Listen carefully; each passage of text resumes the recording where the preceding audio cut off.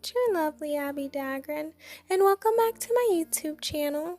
Today I'll be doing a video on a natal chart analysis, and today I'll be continuing the series by doing one on Princess Diana.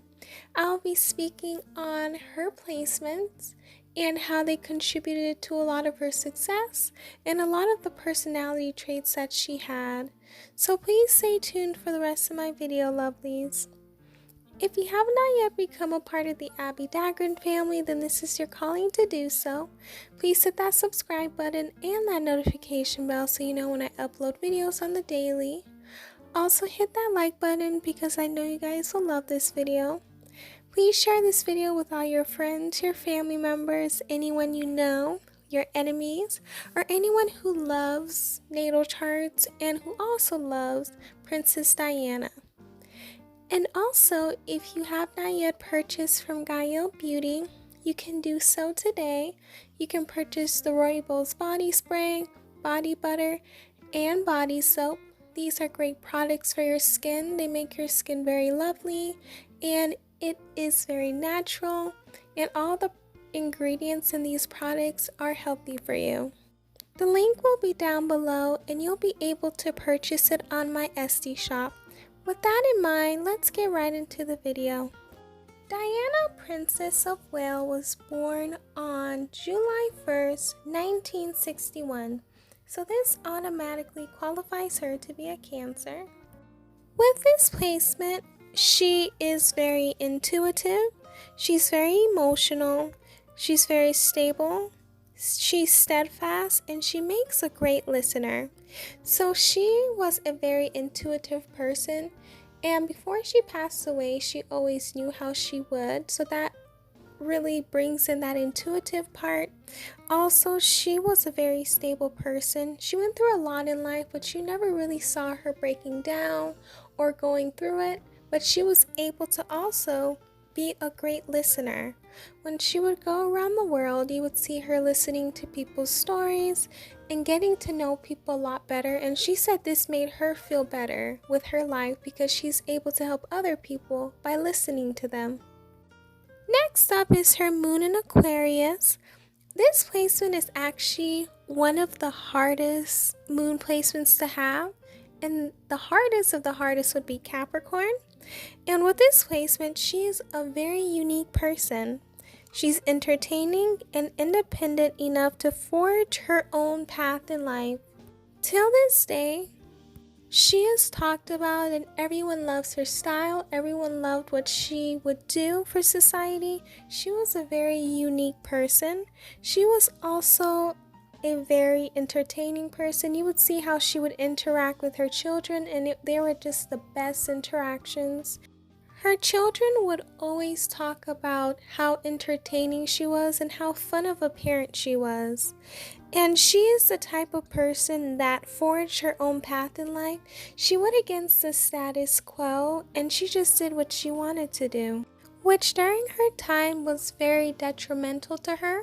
However, today we're able to follow her style, and we're able to follow a lot of the things that she used to do. Next up is her Mercury in Cancer. She has her Sun and her Mercury in the same sign, which makes it a lot easier for her. And with this placement, she utilizes her incredible listening skills to figure out what's going on below the surface. And if you watch videos of her, you would see how she would travel around the world, speak to people, get to know their struggles and get to know their life. And she was able to help different countries with issues that they were going through, and she was able to give people the hope and the courage they needed to continue on in life. And with this placement, she's also very intuitive, and that's something that comes with having a water placement in any part of your chart. And this intuition made her the people's princess of the whole world, and that's why she's admired. Next up is her Venus in Taurus. With this placement, she was very rational and predictable when it comes to her love life, favoring comfort over chaos. And this is evident because if you looked at her life, especially when she was married to Prince Charles, she no longer wanted that life, and a lot of people would probably stay because of the prestige of the position and the benefits of coming from that position or coming from that family or marrying into that family. However, she wanted her comfort over the chaos, and she eventually did separate from that family, even though it was to her detriment. But she really lived up to the Venus and Taurus placement because she made sure that her comfort was above any chaos that came, regardless of who it came from or what it was. Next up is her Mars in Virgo. With this placement, she was very practical and rational, and is also a stickler for rules and maintaining a schedule. So she was the type of person who was very rational, and she made sure she was practical, and she made sure that she did everything according to the way that she liked it. She was very careful and systematic, and she paid attention to details. And this was something important for her, especially because she talked to people a lot. So knowing the details of something was something that she really needed. And with this placement, it was just beautiful for her to have. She also was the type of person who had a strong and endearing sense of personal responsibility, and you would see this in her life with a lot of the charities that she created. Next up is her Jupiter in Aquarius. With this placement, she was the type of person who would bring in good fortune through her inventive thought process. And this is something that she did because while she was with the royals, she was very popular, she was very famous, and a lot of people really loved her instead of the person who she was with. So after she separated from that situation, she was able to go on interviews, she was able to do books, and she was one of the first to actually get a divorce from that family. So that was very inventive. She actually wanted to go into acting, and she just did a lot of things like represent brands. So Versace or Gucci would give her clothes and she would wear them, and she would get compensated for that. So she was very inventive in her thought process, and she was able to accumulate a great fortune before she passed. Next up is her Saturn in Capricorn. With this placement, she was very ambitious, and she would do her best to make it to the top of her field. Even though she was the Princess of Wales, she did do other things, and she was one of the most popular people, especially in the 80s and the 90s.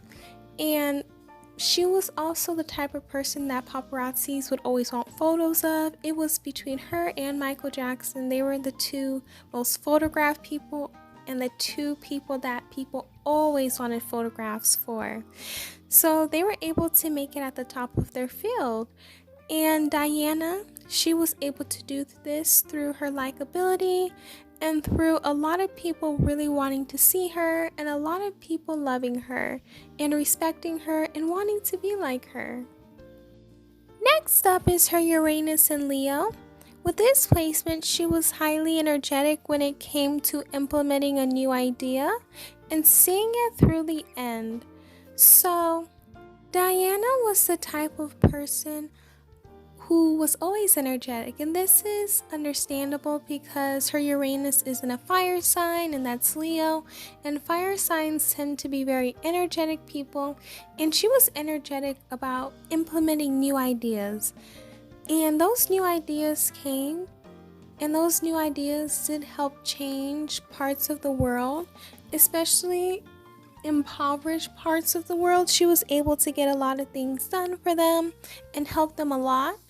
And she was able to see it through the end, even though a lot of the things that were able to be accomplished, she didn't get to see them, but she was able to see them through the end when she was alive. Next is her Neptune in Scorpio, And this is part of the sign that finds pleasure and inspiration from the most darkest place. She is extremely interested in anything that is deep and mysterious, and she would like to explore and idolize beliefs that can come from the study of something that people may not appreciate, like healing and psychology. And she was able to experiment with different things in order to push an understanding of her inner being. And this is her placement. That is very unique because she's the type of person that wants to feel things on a very deep level, and she wants everything in life to have a greater meaning. So I guarantee you, through her life, she was always trying to find the meaning of life for her. Next up is her Pluto in Virgo, and she's a part of Generation X, which were born between 1957 and 1972. And this placement means that she's quite adept at helping others and offering the practical care necessary to improve anyone's status. She always wanted to help people and make sure that anyone around her is perfectly fine and is doing okay. And this is something that she did. She loved perfection, and she was a very down-to-earth person. She's very kind, and that's why a lot of people loved her. Like I was saying before, she has always made sure everyone around her is good because she made sure that her children are perfectly fine. She left things for them to make sure that they would be okay. Next up is her North Node in Leo. And this was her mission, was to be brave, to connect to her heart and not ignore it, and choose to not only depend solely on your mind, but also on her heart as well. She would need to identify with the child within, explore her creativity, not to be afraid of love, inspire and lead others through her acts of courage, let go of the need of detachment, and be able to be attached to people.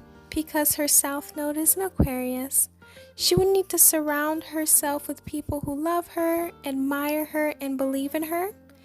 And she most likely was supposed to be spiritual and benevolent and do everything perfectly. And I believe that she was able to complete this mission of her Leo North Node. Next up is her Chiron in Pisces. And this Chiron, which is a womb, is related to an individual's sense of faith in themselves and in humanity. And this at times can be hard because they see a lot of the things that are happening in society, from poverty to people treating each other badly. And at times she would lack trust in others and sometimes in religion or spirituality. However, in order for her to have healed this wound, she would need to begin to realize that all the things that happen in society are due to people choosing to do that. However, if they chose to do better, society would be a lot better and a lot safer for everyone to live in. And I think that she was healed by this wound because she was able to help society. And this was done regardless of how she was treated by society and by people who were very close to her. Next up is her ascended/rising in Sagittarius. With this placement, she loved to explore and travel. And this was great because it really represented her career, that she would travel all around the world, and this is something that she got to do. At times she could have been restless and active. She was very direct, and at times it may seem tactless. She has a natural optimism, and she would love to share her opinions. She's very lighthearted and charismatic, and she always wanted the need for freedom and independence. She likes for everyone around her to be very happy. She's very curious, and especially towards spirituality and philosophy. And lastly, she was very self-confident, and I really believe she represented this placement well. Last but not least would be her midheaven in Libra.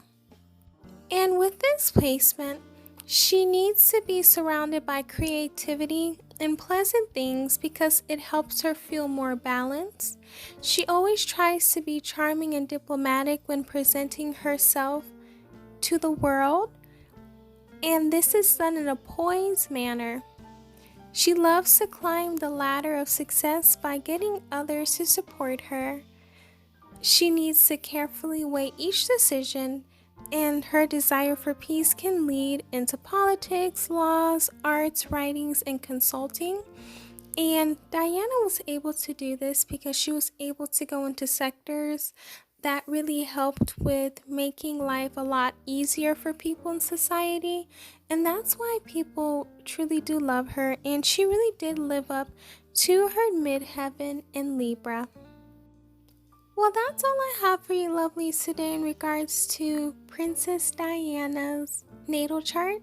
Please let me know down below how you felt about it. Did you get to learn more about her and her personality trait and her success? Please hit that subscribe button and that notification bell so you know when I upload videos on the daily.